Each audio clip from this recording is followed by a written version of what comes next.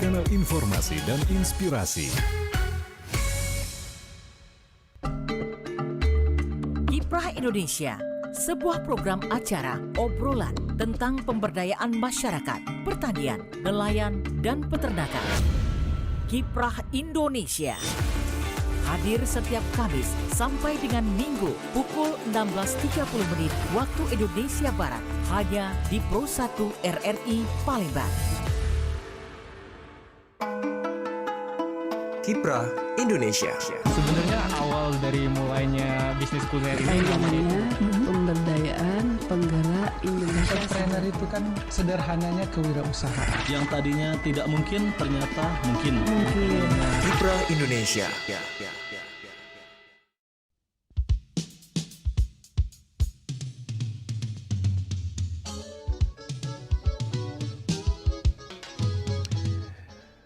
Terima kasih pendengar, Anda masih bersama kami di Pro 1 RRI Palembang, kanal informasi dan inspirasi. Tentunya kita beralih ke program berikutnya ya.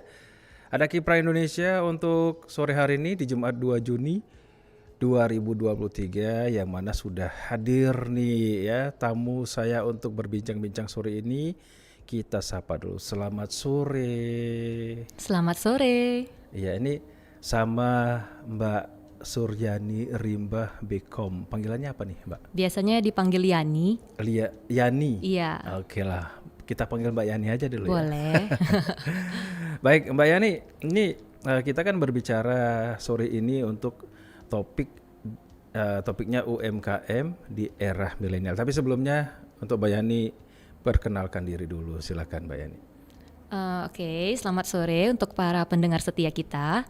Nama saya Suryani Rimba, saya owner The Fortuna Bakery yang terletak di Jalan Brigjen Hasan Kasim nomor 71A. Jadi The Fortuna ini udah berdiri dari tahun 2020. Yang awalnya kita itu jualannya roti, itu pelan-pelan menambah ke cake, ke brownie, sekarang sudah ada kue basah juga. Oke, gitu. Baiklah. Ini kalau berbicara, tadi kan kita sempat ngobrol-ngobrol dulu ya sebelum on air ya. Kata Mbak Yuni ini ada ini namanya salah satu produknya adalah roti unyil ya. Iya benar. Ini kenapa sih bisa dibilang ini roti unyil ya? Padahal kalau disamakan dengan unyil kan beda ya. Iya. Boneka si unyil. Iya. Jadi sebenarnya kalau standar roti bakery itu biasanya itu adonannya itu sekitar 60 sampai 80 gram. Oke. Nah, namun untuk beberapa masyarakat terutama orang-orang Indonesia kan memang bukan seperti orang Eropa yang konsumsi roti setiap hari begitu ya. Iya, Jadi kalau rotinya 60 sampai 80 gram itu terlalu mengenyangkan bagi mereka. Sedangkan roti ini untuk orang Indonesia ini lebih ke snack ya. Nah, jadi dari situlah muncullah inspirasi untuk membuat roti unyil. Nah, roti unyil ini sendiri biasanya seharusnya sih memang dohnya hanya 10 gram biasanya. Karena memang konsepnya itu sekali hap langsung habis. Cuman untuk roti unyil yang kita buat ini kenapa berbeda dengan orang lain ya? Itu karena kita dohnya itu lebih besar daripada 10 gram. Jadi kalau dimakan itu memang tidak mengenyangkan tapi menagihkan. Wah, begitu ya. Mantap ya. Iya. Tidak mengenyangkan tapi menagihkan. Iya. Ini konsep apa sebenarnya? Tidak mengenyangkan karena setahu saya dulu ya, dan sebenarnya kalau yang dibilang roti unyil itu sekitar tahun-tahun 2000-an. Benar. Itu sempat bukan booming sih, sempat ada salah satu tren lah katakanlah ya. Karena ya seperti yang Mbak Yani bilang tadi bahwa ya karakter orang Indonesia Nggak makan nasi nggak kenyang ya? Iya, nggak makan nasi bener. Jadi roti itu bukan konsumsi utama ya, tapi itu tadi mengakalinya ya untuk biar roti ini disukai. Ada yang namanya roti unyil dan saya kan termasuk ini juga ya kadang-kadang penasaran ya. Ini roti unyil kenapa sih dinamakan unyil? Apakah memang bentuknya kayak boneka si unyil atau bagaimana? Ternyata bentuknya kecil-kecil gitu kan, yang kalau kita sekali hap itu langsung hilang ya. Baik. Jadi kalau untuk Mbak Yani sendiri ada konsep sendiri. Sebenarnya bukan roti unyil yang terlalu unyil-unyil ya. Iya betul. Unyil yang nggak terlalu unyil ya.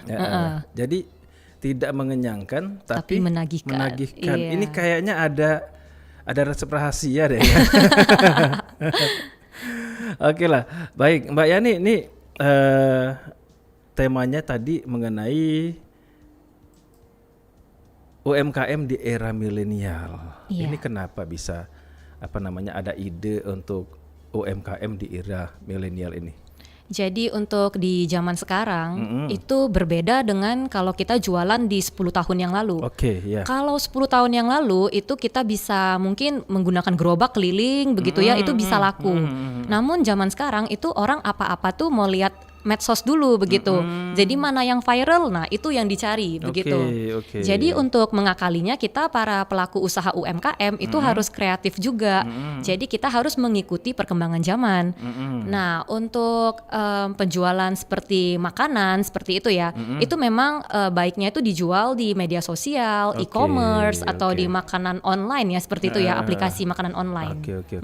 Jadi sebenarnya konsep milenial itu karena dulunya ya yang namanya jualan makanan memang dijajahkan ya. Benar. Dijajahkan katakanlah dari lorong ke lorong gitu ya, dari tempat ini ke tempat itu, dan salah satunya pakai gerobak. Benar. Tapi ada juga nih yang saya pernah lihat yang pakai pakai jinjingan itu ya. Iya, betul. Sekarang sih masih ada, tapi memang kalau bisa dibilang inovasi ya. Benar. Inovasi untuk berjualan akhirnya menggunakan aplikasi online dan juga e-commerce ini ya. Iya. Baik, ternyata di seberang ada yang nelpon nih. Iya. Oh, terputus ya. Oke lah. Nanti boleh dicoba lagi. Mungkin mau tanya-tanya dengan Mbak Yani ya. Baik, Mbak Yani, kita lanjut lagi. Ini berbicara soal media sosial tadi ya. Kalau secara global, secara umum nih, pentingnya peranan media sosial ini apa nih? Dilihat dari mananya nih, Mbak Yani? Penting banget sih kalau kalau misalnya kita jualan online gitu ya, itu yang paling besar benefitnya terhadap kita itu modalnya bisa diperkecil. Oke. Jadi kalau misalnya online itu nggak harus punya toko dulu, itu kita bisa mencoba dari jualan di medsos gitu kan, dari mulut ke mulut, lama-lama baru booming gitu loh. Karena banyak banget sih kalau kita lihat ya merek-merek brand lokal ya, yang mungkin 10 tahun lalu tuh tidak pernah kedengeran, tapi semenjak adanya media sosial, wah itu langsung hebat banget gitu ya, bisa go internasional loh bahkan. Langsung bisa dikenal ya. Iya, benar. Oke, berarti itu salah satu peran ini ya, peran media sosial. Iya, kita bisa jadinya bisa mencakup orang-orang yang mungkin selama ini belum pernah dengar merek kita. Kalau misalnya kita jualannya hanya misalnya keliling gitu ya, itu kan yang bisa ditemui itu hanya orang itu saja. Tapi kalau di media sosial mungkin orang dari luar kota melihat, tertarik, pas mampir ke kota tersebut bisa datang mampir begitu. Oke. Berarti itu tadi ya, kalau bisa dibilang dampaknya tuh bukan main ya. Iya, benar. Oke. Nah, kalau boleh tahu nih, sebenarnya kalau Mbak Yani sendiri mengawali usahanya dulu sudah dari tahun berapa? Dari tahun 2020. 2020, berarti itu masuk pandemi kemarin ya? Iya, benar. Ini nggak sih? Ada pada saat begitu mulai tahu-tahu pandemi, ada dampak nggak nih untuk Mbak Yani sendiri? Iya, itu terasa banget sih ya untuk kita ya, apalagi yang baru mulai ya. Cuman kita benar-benar terbantu banget sih dari aplikasi-aplikasi online tersebut. Oke. Waktu pandemi kan sempat lockdown ya kita ya. Benar. Nah, tapi kan untuk kayak delivery, home delivery gitu-gitu masih boleh jalan. Nah, jadi sangat terbantu sih dengan adanya aplikasi-aplikasi tersebut. Justru itu ya, kalau bisa dibilang pandemi itu bukan sebuah halangan jadinya. Betul. Oke. Malahan banyak makanan viral yang muncul pas pandemi ya, kayak kopi dalgona misalnya. Oh iya ya. Iya kan? Oke. Jadi dampak dari media sosial justru pandemi itu menguntungkan ya. Menguntungkan ya. Iya, untuk beberapa F&B ya. Karena pada saat itu kan memang lockdown dan orang dilarang ya, katakanlah dilarang ya untuk keluar ya. Iya. Dan akhirnya itu tadi awal-awal waktu ada ide tiba-tiba buka usaha, terus kena lockdown ya katakanlah. Kemudian ada ide nih, kayaknya kalau kita jualan keliling kayaknya nggak mungkin, atau buka toko juga pada saat itu tidak boleh, belum boleh kan. Ini ada ide akhirnya ke media sosial, dari mana nih Mbak Yani? Itu awalnya tuh saya sering lihat temen-temen yang basicnya bukan jualan makanan gitu ya. Oke. Seperti misalnya MUA gitu ya. Tapi karena pandemi kan nggak boleh merit, nggak boleh apa. Nah, aku lihat kayak dari media sosial mereka tuh jadi mulai jualan risol, jualan makanan, dan rupanya tuh laku banget.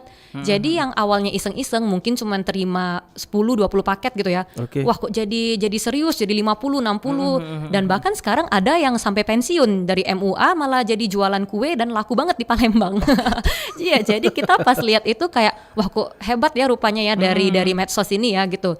Ayolah kita coba juga, kan juga gratis ya sebenarnya platform-platform seperti itu. Iya, jadi pada saat itu justru apa ya, kalau bisa dibilang akhirnya media sosial pun menguasai ya. Iya. Katakanlah ya, karena ya namanya ini ya, namanya sekarang ini kan sejak tahun 2000-an lah ya, katakanlah ya. Siapa sih orang yang tidak pegang HP gitu kan? Karena dulu kalau misalnya kita online harus pakai laptop, Betul. harus pakai komputer, dan ada yang susahnya itu harus ke warnet ya. Iya. Tapi sekarang ini yang namanya handphone, siapa yang tidak pegang? Bahkan anak kecil pun Ada ya. ada ya. Mungkin itu ya salah satu yang menjadikan akhirnya katakanlah dunia maya pun akhirnya merambah ke dunia Bisnis ya? Bisnis Iya, ya. Nah, untuk masalah produk-produk yang Mbak Yani usahakan ini ya. Ini sebelum roti unyil pasti waktu awal-awal dulu ada produk lain ya. Iya, ada. Itu produk awalnya apa sih dulu? Awalnya banget itu kita jualannya itu dessert box sebenarnya. Apa itu? Dessert box itu dia itu kayak kan kalau kita beli kue ulang tahun tuh mungkin kadang terlalu mengenyangkan gitu ya.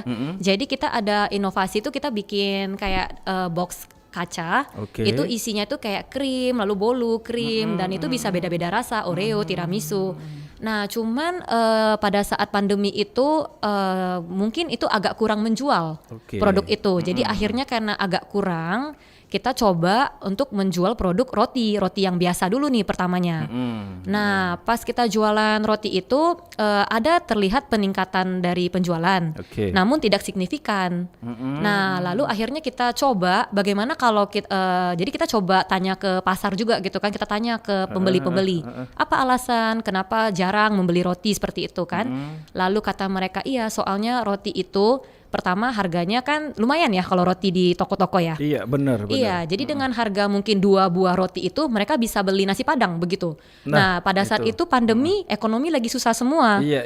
Nah, jadi kita berpikir bagaimana caranya kita bisa bikin roti yang ekonomis, bisa menjangkau semua masyarakat dan tidak berat saat mereka mengkonsumsi itu. Nah, lalu kita buatlah roti unyil ini.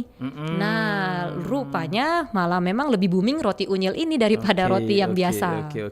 Jadi itu bukan bertahan ya, katakanlah mungkin sekarang masih ya dessertnya. Dessert box sudah enggak lagi. Sudah enggak lagi. Iya, malah itu kita sampai berapa lama kemarin yang sempat dessert box akhirnya beralih ke produk roti unyil ini? Setengah tahun. Oh, setengah tahun. Mungkin dilihat dari ini ya, dari naiknya penjualan ya, naik turunnya penjualan ya. Iya. Pada saat dessert box kemudian buat produk baru, apakah itu beriringan atau dessert boxnya stop dulu bikin produk baru? Beriringan. Awalnya beriringan. Oke. Berarti di situ ada perbandingan ya? Iya, betul. Ini kok dessert box ini kok ini ya makin nggak, mungkin bukan ini ya, makin turun peminatnya katakanlah ya. Tapi justru yang ini naik dan akhirnya yang ini ya. Yang difokuskan, iya. Jadi setelah dessert box memang langsung ke unyil. Roti biasa dulu. Roti biasa. Iya. Oke. Dari roti biasa itu sudah jalan sekitar 6 bulan, itu baru kita beralih ke unyil, donat, dan roti biasa tetap dijual. Oke. Berarti roti unyil itu setelahnya ya? Iya, betul. Oke. Sampai sekarang berarti? Sampai sekarang. Berarti ini termasuk ini ya produk unggulan ya? Iya, betul. Best seller. Best seller ya? Iya. Baiklah.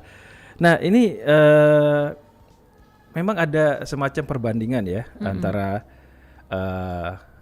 online buyer sama offline buyer. Betul.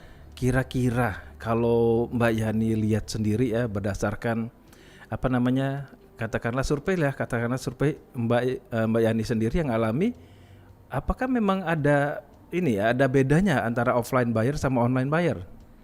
Beda. Oke. Kalau misalnya offline buyer, dia kan datang ke toko, otomatis dia bisa langsung melihat produk kita. Bener. Terus terkadang ya ada juga customer yang suka mencet roti yang akhirnya jadi rusak, gak bisa dijual lagi nih. Oke. Sedangkan kalau online itu kan kita yang pilihin tuh untuk dia. Jadi lebih bagus gitu loh pada saat sampai dan tiba di rumah customernya. Oke. Berarti justru lebih berisiko ya kalau offline ya? Iya betul.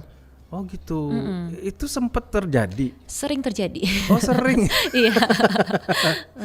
Ketawanya gimana itu?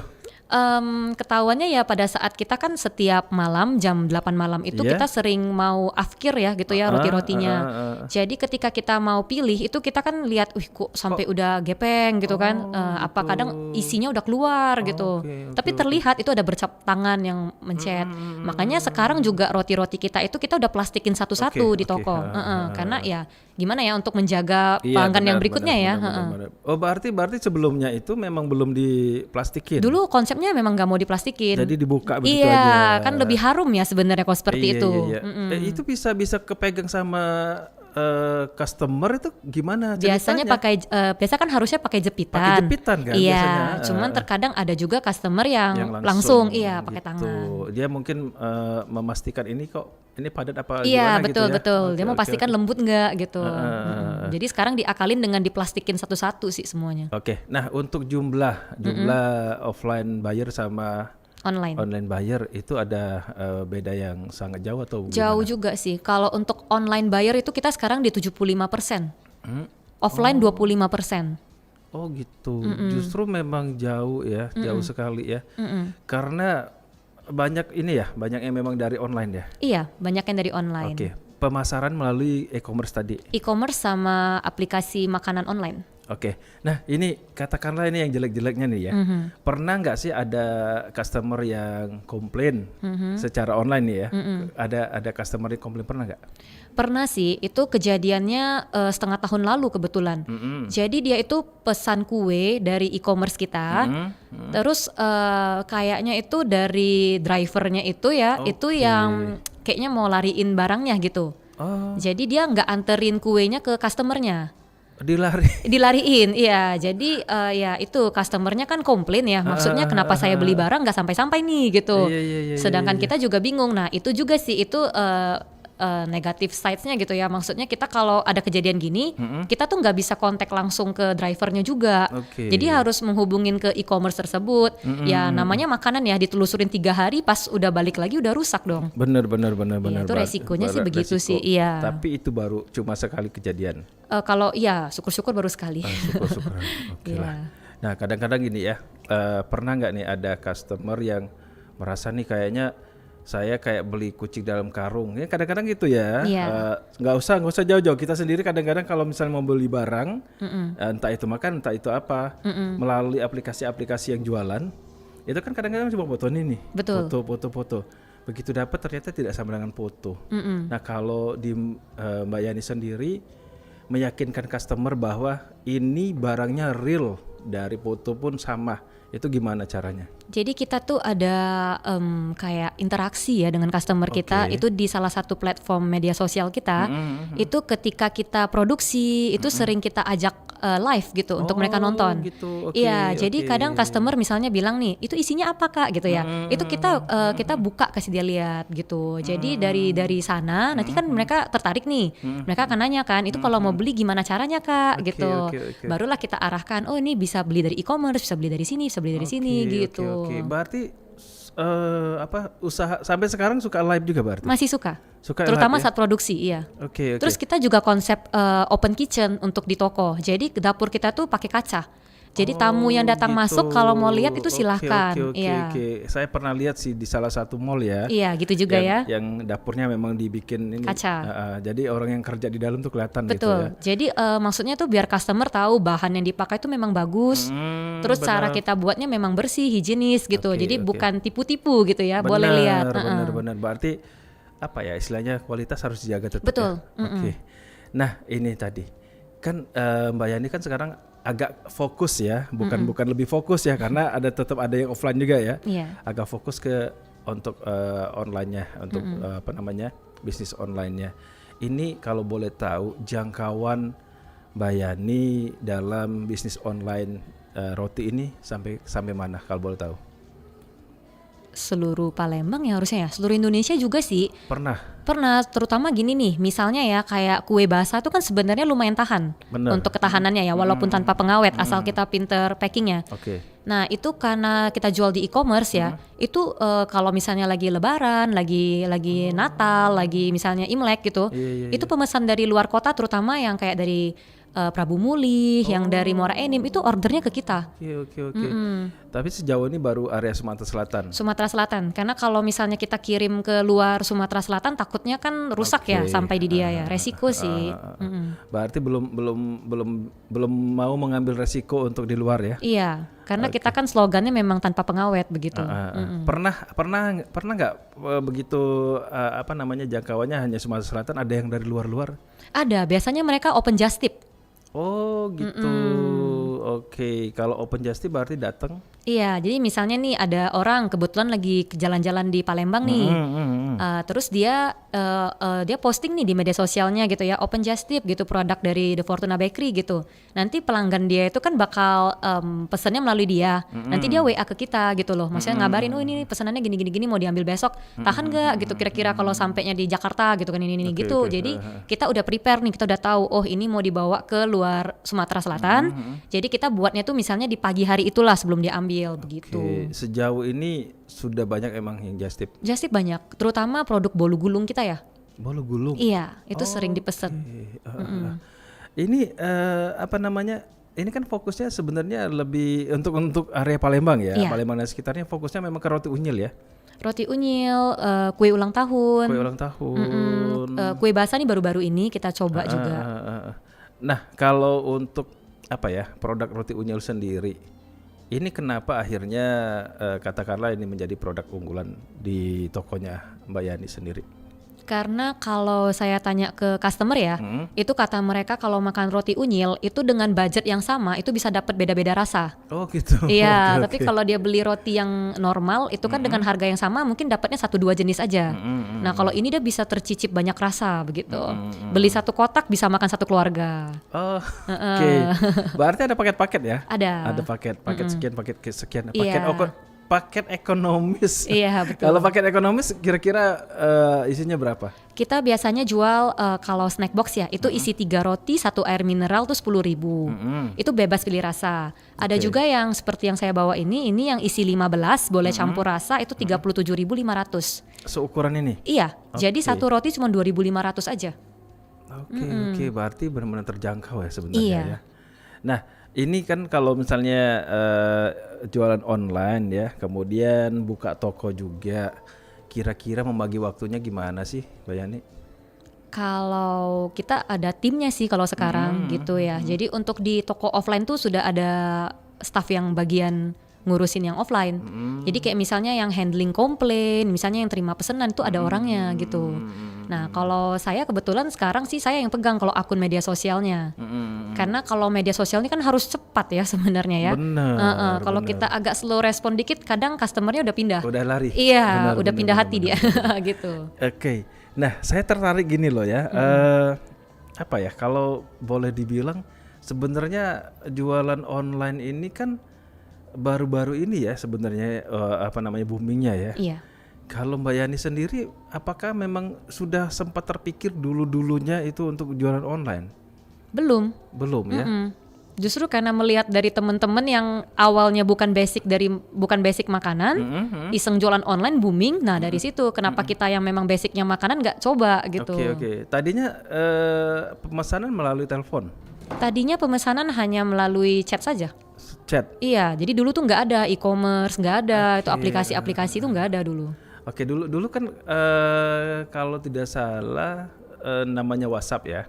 WhatsApp itu kan sudah ada ya, sudah ada dari sekitar tahun-tahun 11-an ya, 2011-an gitu ya. Ini mungkin ya kalau menurut menurut pemikiran saya mungkin Mbak Yani dulunya juga memanfaatkan WhatsApp. Iya. Cuman kalau via WhatsApp itu kita kurang bisa menjangkau yang orang yang tidak punya rekening. Nih, misalnya dia pesan online nih, kita gimana nih mau percaya beneran pesan apa enggak? Pasti kita suruh transfer kan. Nah, kadang tuh yang nggak ada rekening jadi nggak bisa pesen. Tapi kalau dari aplikasi online, mereka bisa bayar cash ke drivernya. Nah, jadi otomatis menjangkau lebih banyak orang lagi. Resikonya tuh lebih ini ya, istilahnya kalau misalnya melalui WhatsApp tuh lebih besar resikonya daripada dengan aplikasi online tadi ya. Karena ya kadang-kadang kita pribadi pun kadang-kadang kalau misalnya orang jualan di WhatsApp juga kita nggak yakin. Betul, kita pembeli juga takut ya sebenarnya ya. Nanti tiba-tiba kita udah kirim rekening, ternyata langsung mati ininya kan WhatsApp-nya kan. Ini kan kejadian sekarang ya. Betul. Baiklah, Mbak Yani ini kalau boleh kasih tips nih, bagaimana menggunakan media sosial untuk menaikkan penjualan? Kalau untuk media sosial ya, zaman sekarang tuh mereka tuh suka ada trending tuh. Misalnya lagi trending lagu A gitu misalnya ya. Nah, itu kita boleh manfaatin. Jadi misalnya kan lagu A itu biasa ada gerakan tertentu kan yang mengikuti lagu tersebut. Nah, jadi boleh kita manfaatin yang lagi trending itu untuk jualan gitu. Jadi terus tapi jangan, maksudnya tuh kontennya tuh jangan jualan mulu karena jadi bosen sih itu yang nonton. Jadi sekali-sekali tuh boleh kayak interaksi, tanya jawab dengan audiensnya, terus juga sekali-sekali jualan gitu ya, sekali-sekali tuh mungkin membahas hal-hal lain sih. Kayak kalau di Instagram kita itu kita kadang tanya jawab, kadang kita juga kasih tips gitu ya, kadang kita bagi resep gitu. Jadi orang kan nggak bosen ya, maksudnya liatin media sosial kita gitu loh. Kalau kita jualan terus kayaknya kayak monoton ya, bosen gitu ya. Kayak itu mulu gitu loh. Tapi kalau ini kan mungkin yang awalnya tertarik karena dia bagi resep gratis nih misalnya. Karena tertarik itu dia follow, lama-lama lihat rupanya jualan juga nih. Nah, jadi bisa tertarik untuk membeli. Oke, tadi bagi resep. Iya, kita bagi resep. Nggak takut? Enggak. Kenapa akhirnya punya ide untuk bagi resep? Karena kan sebenarnya kalau mau dibilang tanpa kita bagi resep pun sekarang informasi itu udah terbuka banget, mau di YouTube, mau di mana-mana gitu kan ya.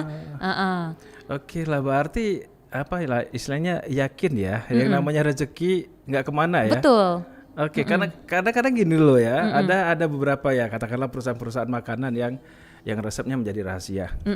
Tapi ujung-ujungnya kan bocor nih. Iya, makanya karena sama aja kan. Karena ada karyawannya yang resign yang akhirnya tahu ini resepnya ya. Berarti itu mungkin salah satu apa namanya, yang akhirnya Mbak Yani mikir ya udahlah kalau misalnya orang mau tetap di toko kita kan, walaupun kita tetap bagi resep, orang yang dapat resep kita belum tentu juga dia jualan. Ya mungkin untuk makan sendiri juga ya. Oke lah Mbak Yani, ini enak sebenarnya, ngobrolnya pengen lama sih tapi waktu kita nih sudah terbatas nih Mbak Yani ya. Nah, untuk Mbak Yani nih closing statement deh, pesan-pesan untuk pendengar kita di Pro 1 RRI Palembang, bagaimana sih bisa memanfaatkan media online untuk UMKM itu, silakan Mbak Yani. Jangan pernah berhenti belajar, sering-sering nonton. Misalnya nih ada influencer yang terkenal, kita pelajarin kenapa dia bisa terkenal, kenapa jualan dia bisa laku gitu kan. Kita ambil semua yang positifnya, lalu dari situ kita olah dan kita bentuk juga jadinya karakter untuk jualan kita gitu. Nanti lama-lama kita udah dikenal orang, itu jadi lebih gampang. Jadi awal tuh harus build brand image dulu sih. Ya, setelah kita sudah ada image itu lebih gampang mau jualan seperti itu. Istilahnya kalau image itu apa ya? Branding ya? Iya, branding dulu. Branding. Pada saat usaha branding itu ada apa namanya? Kalau Mbak Yani sendiri apa sih usaha untuk brandingnya itu? Kalau kita sih nge-brand diri kita sendiri tuh sebagai ya toko roti yang makanannya itu ekonomis, bisa dijangkau semua orang, dan juga tapi menggunakan bahan-bahan yang bagus gitu. Oke lah. Jadi kita branding dulu nih. Oke, berarti yang istilahnya memudahkan customer untuk mencapai ya, untuk apa namanya? Semua kalangan. Untuk menemui apa yang dijual gitu ya. Oke lah. Baiklah Mbak Yani ya, waktu juga yang membatasi kita. Padahal banyak nih yang mau dikulik ya sebenarnya ya. Salah satunya mungkin bisa cerita tentang resepnya ya. Yang pasti untuk Mbak Yani ya, mudah-mudahan apa ya, tokonya tetap jalan ya. Yang pasti produk-produknya mungkin nanti akan ada inovasi lagi ya. Baiklah untuk Mbak Yani sekali lagi sukses Dan terima kasih untuk waktunya untuk berbincang-bincang bersama RRI Pro 1 di Kiprah Indonesia. Selamat sore Mbak Yani. Selamat sore. Baik pendengar, sudah kita dengarkan tadi obrolan kita bersama rekan obrolan saya sore hari ini ya. Anda Suryani Rimba Bekom, yang mana sore ini kita membahas mengenai UMKM di era milenial pendengar ya. Baik, untuk Anda semuanya pendengar, tetap bersama kami di Pro 1 RRI Palembang karena kita masih akan menghadirkan beragam lagu pilihan dan juga informasi untuk Anda. Baru saja Anda ikuti Kiprah